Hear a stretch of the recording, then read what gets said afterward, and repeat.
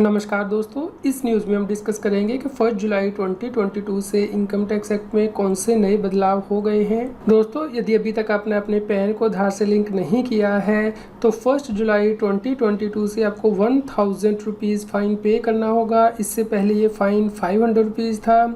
यदि आप 31 मार्च 2023 तक अपने पैन को आधार से लिंक नहीं करेंगे तो उस केस में पैन इनऑपरेटिव कर दिया जाएगा। दोस्तों, 1 जुलाई 2022 से इनकम टैक्स एक्ट में नया टीडीएस इंट्रोड्यूस किया गया है। TDS on virtual digital asset यानी कि क्रिप्टो करेंसी एक्स्ट्रा पे। अब यदि कोई व्यक्ति किसी रेजिडेंट व्यक्ति को कोई अमाउंट पे करेगा वर्चुअल डिजिटल एसेट की ट्रांसफ़र के लिए तो उस केस में टीडीएस काटना होगा @1% विद इफेक्ट फ्रॉम 1 जुलाई 2022। यह टीडीएस काटा जाएगा जैसे ही अमाउंट क्रेडिट किया जाएगा, पेमेंट की जाएगी विच एवर इज अर्लियर।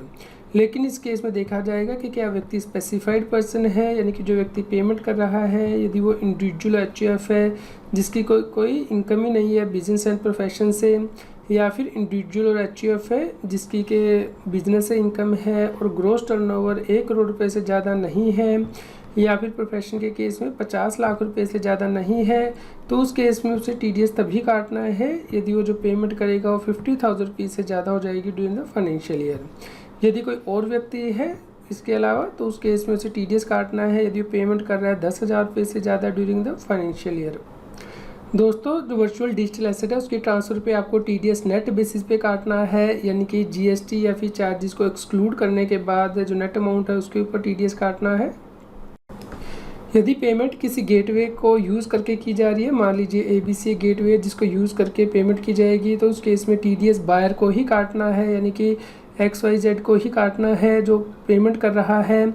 इस केस में जो पेमेंट प्लेटफॉर्म किया जा रहा है उसे टीडीएस नहीं काटना है। इसके लिए जो पेमेंट प्लेटफॉर्म है वो बायर से अंडरटेकिंग ले सकता है कि उसने इस ट्रांजेक्शन के ऊपर टीडीएस काट लिया है। दोस्तों, आपको यहाँ पे ध्यान रखना है कि जो 50,000 रुपये या 10,000 रुपये की लिमिट है टीडीएस नहीं काटने की, वो 1 अप्रैल 2022 से काउंट की जाएगी। इसलिए यदि 1 अप्रैल 2022 से 30 जून 2022 तक अमाउंट पे कर दिया गया है ऑलरेडी इस लिमिट से ज़्यादा, तो उस केस में आपको 1 जुलाई 2022 से टीडीएस काटना है। 1 जुलाई 2022 से पहले आपने जो भी अमाउंट क्रेडिट किया है या पे कर दिया है उस पर टीडीएस नहीं काटना है सेक्शन 194S के अंतर्गत, यानी कि transfer of virtual digital asset पे। यदि वर्चुअल डिजिटल एसेट की ट्रांसफ़र के लिए पेमेंट इन काइंड की जा रही है या फिर दूसरे वर्चुअल डिजिटल एसेट को एक्सचेंज किया जा रहा है तो उस केस में क्या करना है, इस केस में बायर को इंश्योर करना है कि इस ट्रांजैक्शन के ऊपर टीडीएस काट के जमा करा दिया जाए इससे पहले कि वो कंसिडरेशन को रिलीज़ करें।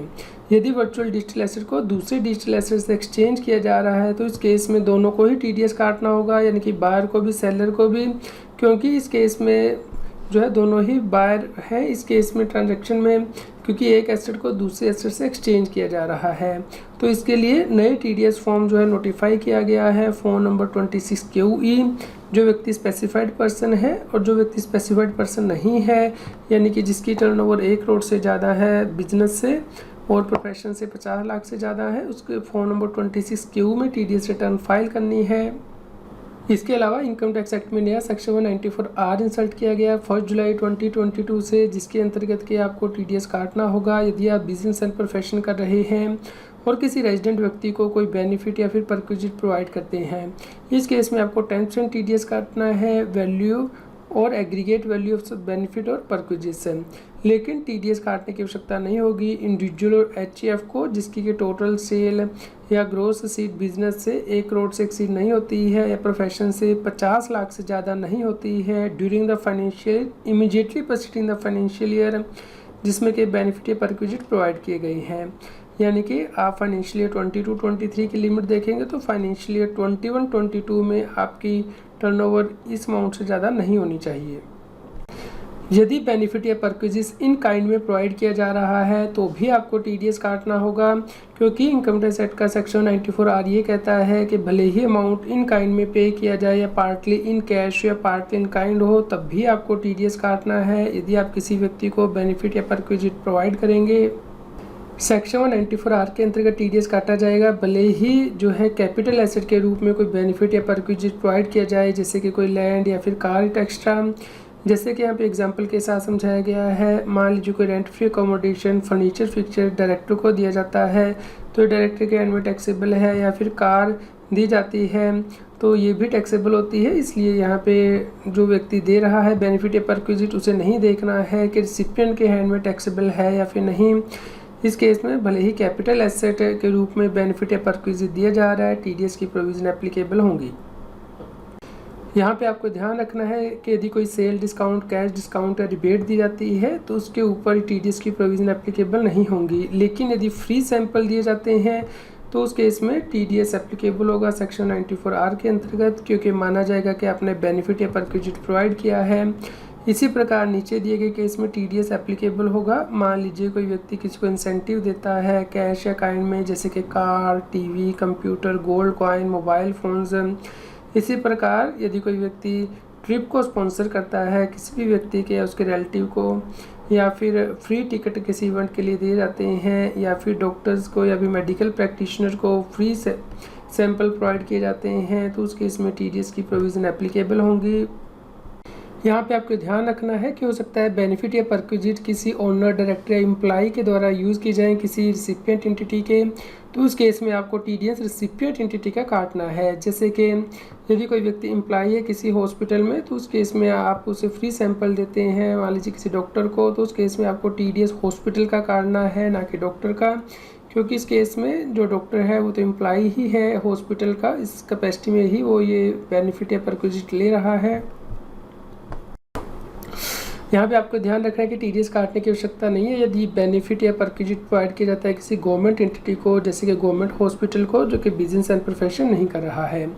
इस केस में वैल्यूएशन किस प्रकार करनी है? यदि बेनिफिट या परक्विजिट परचेज किया गया है तो उस केस में परचेज प्राइस को ही आपको वैल्यू मानना है जिसके ऊपर के टीडीएस कटेगा।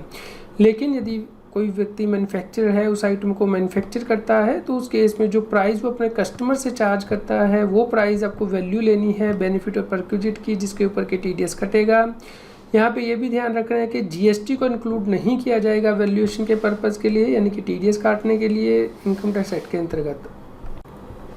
कई बार ऐसा भी होता है कि सोशल मीडिया इन्फ्लुएंसर को कोई प्रोडक्ट दिया जाता है मैन्युफैक्चरिंग कंपनी के द्वारा ताकि वो उस प्रोडक्ट को प्रमोट कर सके अपनी वीडियो में। तो इस केस में यदि वो प्रोडक्ट वापस नहीं किया जाता है सोशल मीडिया इन्फ्लुएंसर के द्वारा और वो अपने पास ही रख लिया जाता है, तो उस केस में इसके ऊपर भी टीडीएस कटेगा सेक्शन 194R के अंतर्गत। यदि रिम्बर्समेंट की जाती है out of the pocket expenses की, तो उस केस में टीडीएस किस प्रकार कटेगा, इसके लिए यहाँ पे क्लैरिफाई किया गया है कि यदि इनवॉइस जो है एक्स के नाम से ली गई है, यानी कि जो व्यक्ति रिम्बर्स करेगा इस अमाउंट को कंपनी के नाम से इनवॉइस है, तो उस केस में टीडीएस नहीं काटा जाएगा इस रिम्बर्समेंट के ऊपर। लेकिन यदि इनवॉइस एक्स के नाम से नहीं है, यानी कि जो व्यक्ति पेमेंट कर रहा है बेनिफिट या परक्विजिट की उसके नाम से इनवॉइस नहीं है, तो उस केस में इस रिम्बर्समेंट के ऊपर टीडीएस काटा जाएगा, इसे बेनिफिट और परक्विजिट मानते हुए सेक्शन 194R के अंतर्गत। यदि डीलर कॉन्फ्रेंस ऑर्गेनाइज की जाती है डीलर को एजुकेट करने के लिए, क्या इससे भी बेनिफिट और परक्विजिट माना जाएगा? नॉर्मली से बेनिफिट परक्विजिट नहीं माना जाएगा यदि कोई नया प्रोडक्ट लॉन्च किया जा रहा है या फिर कस्टमर से ऑर्डर एक्स्ट्रा लेने हैं।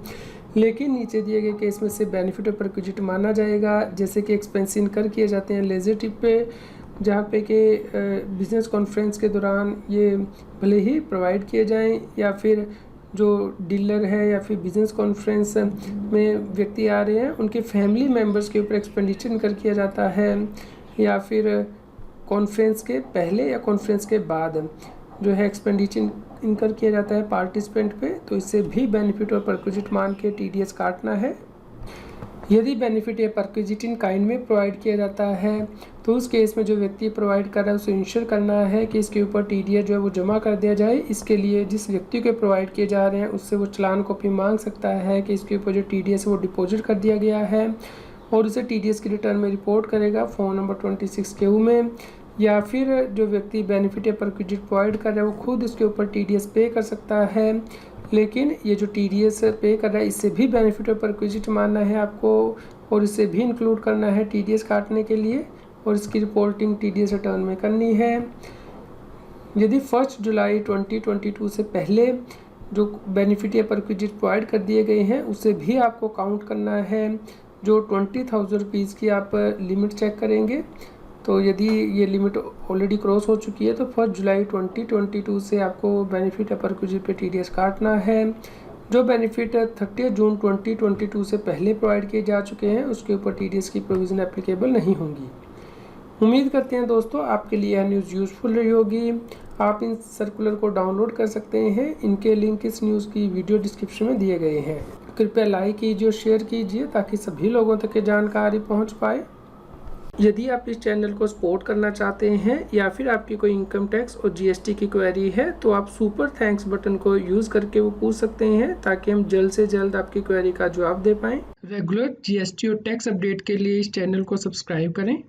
आप हमें Telegram app CS Satbir Singh टैक्सील पर ज्वाइन कर सकते हैं ताकि आप GST और इनकम टैक्स के रेगुलर अपडेट अपने मोबाइल पर ही प्राप्त कर सकें।